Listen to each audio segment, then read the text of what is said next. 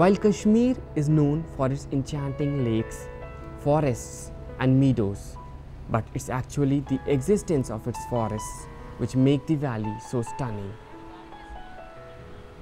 This land is a happy combination of the mighty splendor of mountains, calm rivers, of lovely glades and rich forests.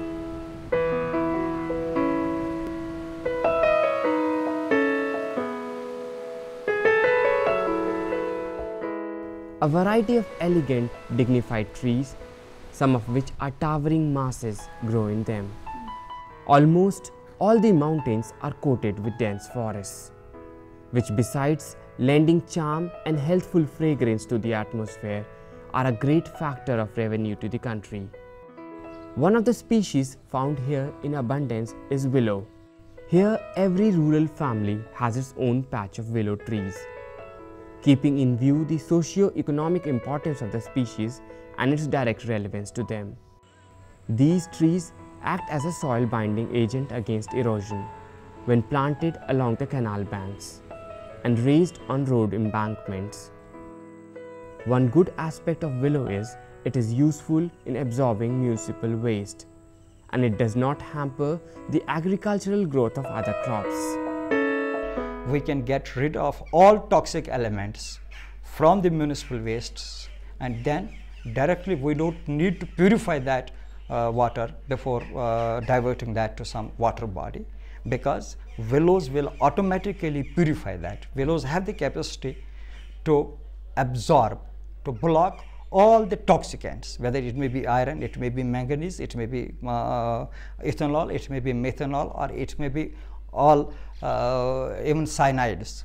They have the able to retain the cyanides. So it acts as a filter, as a purifier to the municipal waste. These trees serve as a good refuge for birds and as a cultural landscape. The shrubbery of willow serves as green fodder for cattle. Sheep and goats even chew the bark of tender shoots, including the stem of young plants. Our main priority is to produce the English cricket bat willow within the fields of Kashmir, within the boundaries of the Kashmir Valley.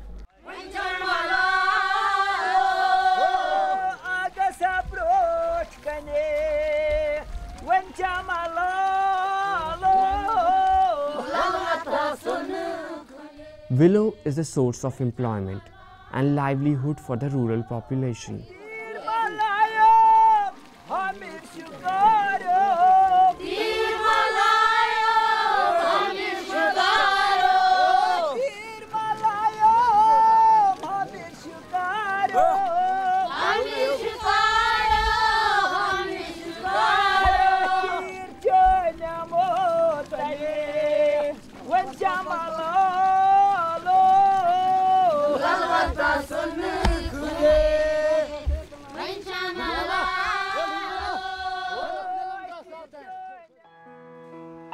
In 1891, a separate forest department was formed under Mr. MacDonnell, first conservator of forests, and his associates.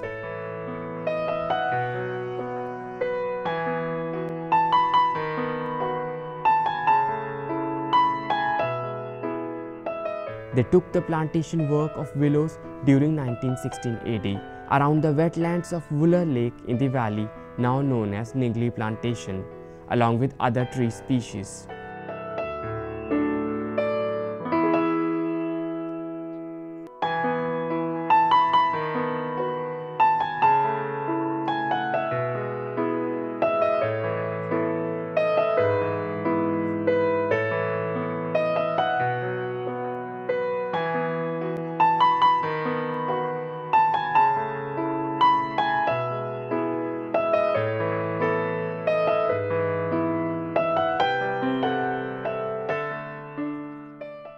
He organized the department, marked out the forest areas, and made a plan for the control of felling of forests.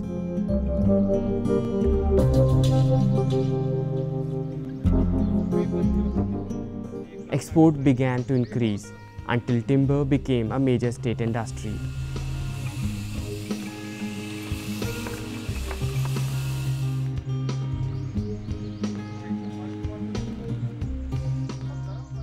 Out of the varieties of wood available in the valley, willow is present everywhere in Kashmir, and its presence increases with the increase in altitude.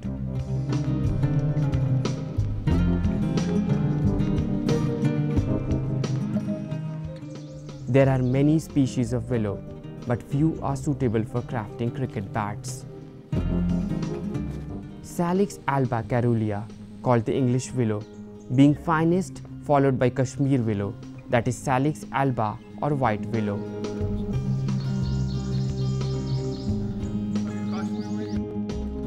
Here where I am standing is one of the plantation areas known as Mamandanji. You'll find species of poplar, robina, willow and ash over here. This is a willow tree which is possibly 12 to 13 years old, and the log of this tree is cut every 30 inches to make cricket bats. The law of cricket states that the cricket bat blade has to be made of wood. Although there is no restriction on the type of wood that should be used, and many timbers have been experimented with, but English willow has been found the most suitable. There are about 27 so far known indigenous varieties of willows, out of which 24 are purely Himalayan.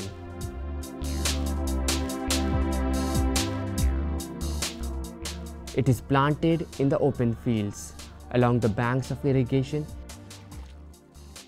and other protection bunds, and the places where moist conditions prevail.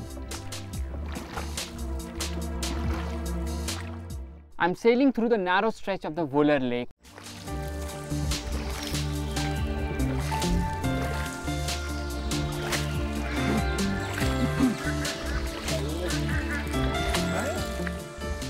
You could see on both the sides there are huge numbers of willow trees grown here, and these trees are used for basically construction purposes and making of bats. The object of raising the plantation around the wetlands of Vular was to supply firewood to Srinagar city, to help its residents to overcome the acute and prolonged cold season.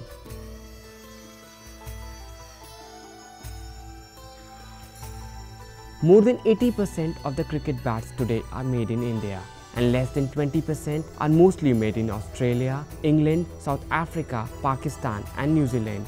In India, cricket bats are manufactured in Jalandhar, Meerut, Kashmir and Jammu cities. But all of them depend on Kashmir for willow clefts.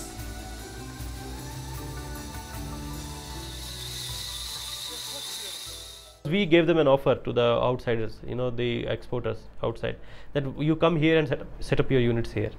If you set up your units here, and then it will be made available to you.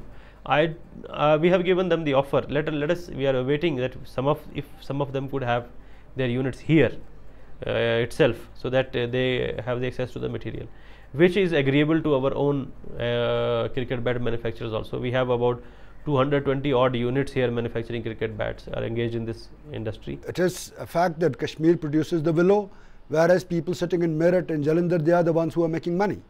We would like to see that our people who are engaged in this bat manufacturing, they upgrade their quality and are in a position to supply good quality cricket bat for the entire country, maybe export as well. Kashmir willow is known around the world and is second only to the famous English willow.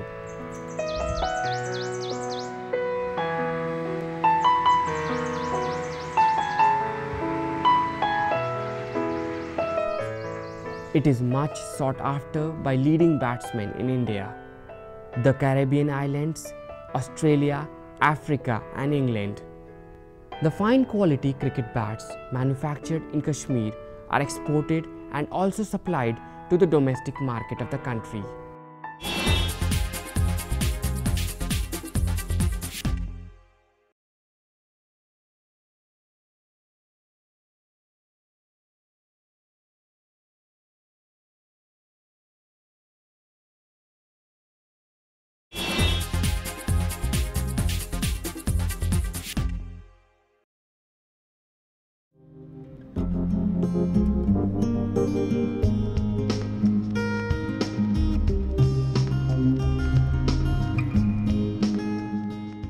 bat making process involves various stages to come up with a finished bat for final disposal. अच्छे bat बनाने के लिए हमें सबसे पहले है एक willow का इंतखाब करना है। हमें कौन सा विलो अच्छे क्वालिटी बैट के लिए चाहिए जिसका गर्थ करीब करीब 48 इंच से ऊपर हो।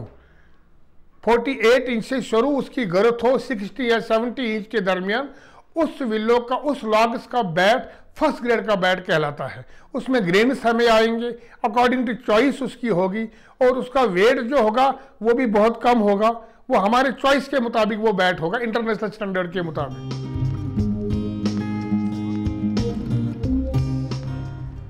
There are 24 to 27 species of willow grown in Kashmir, but few are suitable for crafting cricket bats. One of the finest quality is Salix alba, but the one found in Kashmir is the male variety of Salix alba, called the Kashmir willow. Finest willow trees are cut manually, and each log is cut 30 inches in length. Width of the log should be around 48 to 70 inches, and cleft width nearly 5 inches. It consists of grains which are considered best for good quality cricket bats. We are selecting the clones which will give us the cricket bats with required number of grains per cleft, that is 8 to 10 grains per cleft, then required resilience, required toughness, and required shine. The cricket bat, it should be almost white in color. White colored cricket bats are allowed throughout the world internationally. If we take a close look at these logs, the annual rings within tells about the actual age of the tree. This is the main point. The distance between the two rings, it is the growth per year. If we try to increase it or decrease it, it will increase or decrease. It will, in the both ways, decrease the quality of this cricket bat. Wedge clefting of logs is done.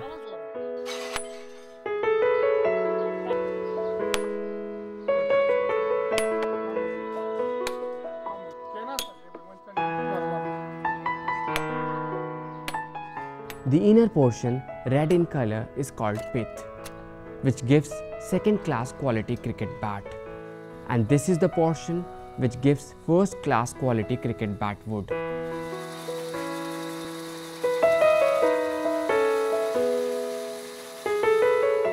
These half-cut logs are then cut in final pieces of clefts. The bark and the rough portions are carefully removed from these logs.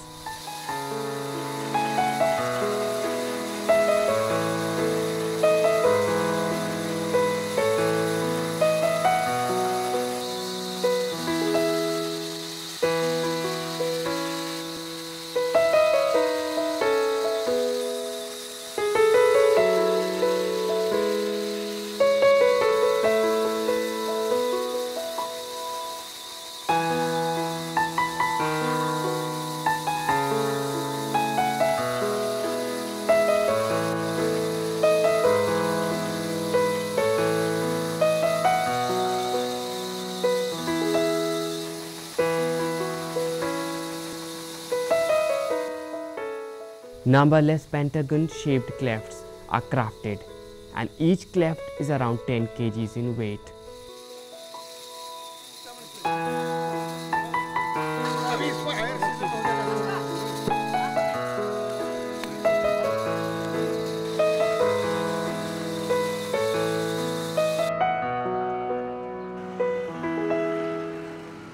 These clefts are then kept in rows for seasoning purposes,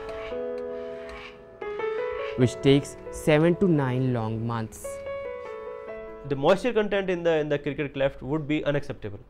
So the exporters, the people who actually use their bat, they are very much concerned about the moisture content of the bat, because that will compromise the bounce and the quality of the bat. And no international player or national player would ever use a cricket bat which is heavy, has a more moisture and doesn't have bounce. So they always insist that you should have a proper moisture, a properly seasoned cricket cleft. So what we thought that the best thing is to if you want to improve the quality of the cricket bat in Kashmir, first thing it should be ensured is that they are properly seasoned. Because of this old method of seasoning, the main drawbacks have been that the working capital of unit holders is blocked.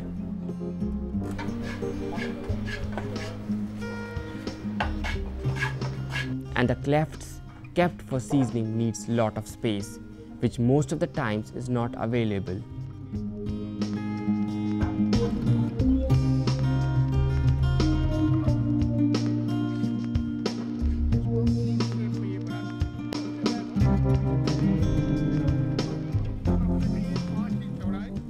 The other problem with natural seasoning is that there is absence of moisture content measure, which hampers the international sales from the valley. But once the common facility center, which is coming up in the valley, it will take just 10 days to complete the same process. All this will result in increased turnover due to prompt export of the bats. Next in stage is the sizing of these seasoned clefts on the machine. Proper shape is given to these cleft pieces.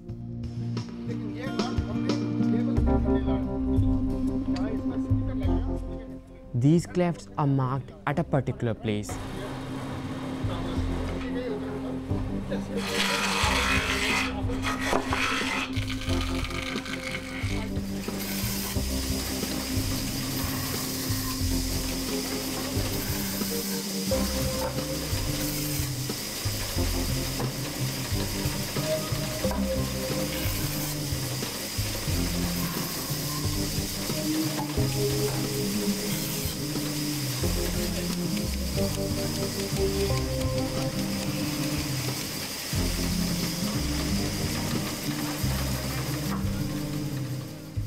And the marked portions are then cut in the saw machine in such a way that the handles are fitted in there.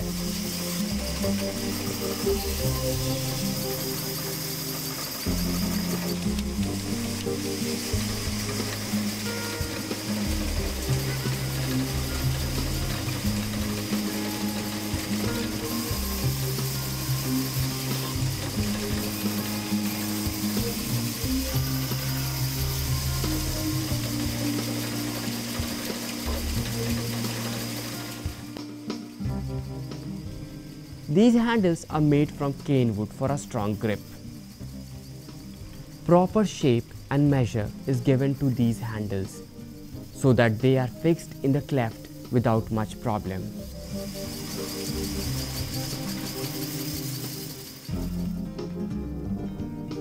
Any final finishing needed is done before attaching the handles in the bats.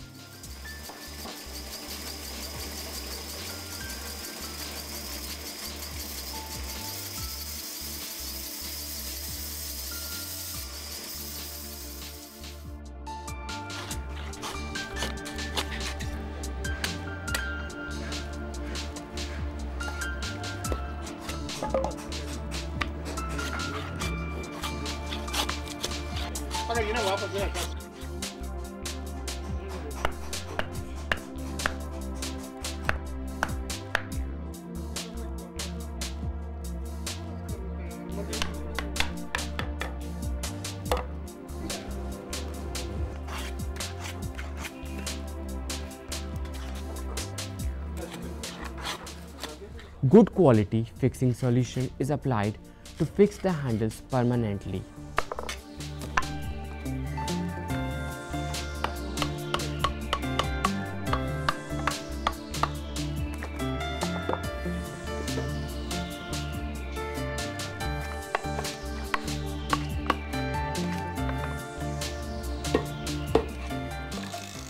These bats then are kept aside for around 24 hours.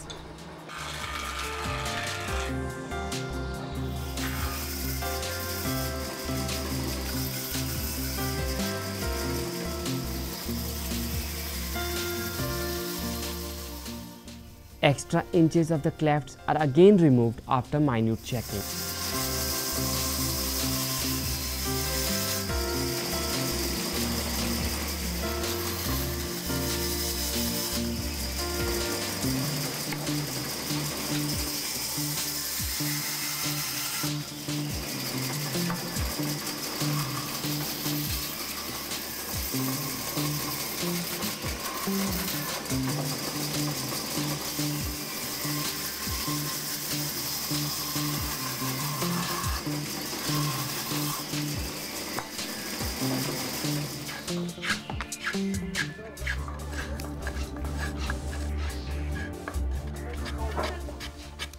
Cleft is given a final shape.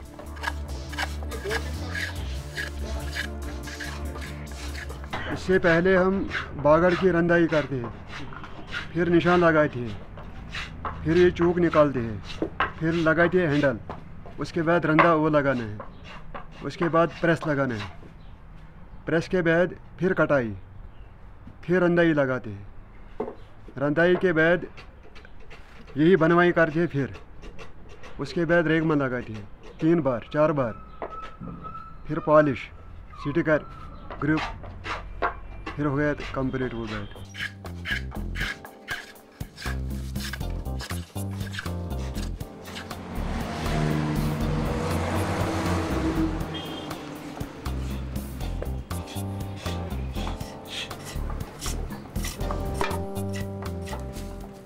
At every stage, bats are checked, and any inconsistency found is corrected immediately.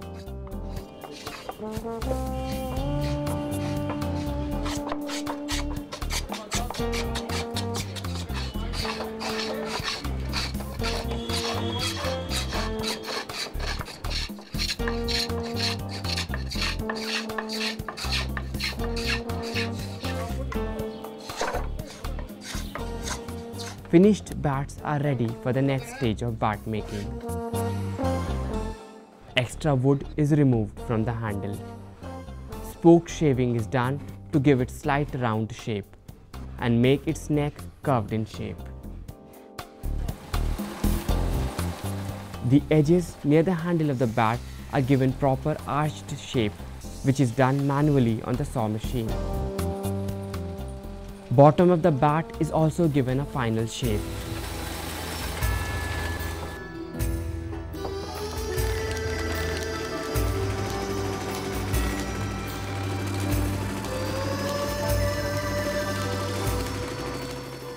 But nowadays, most unit holders use automatic cutters for easy and quick results. It's believed that proper shapes are the outcome of these modern day cutters.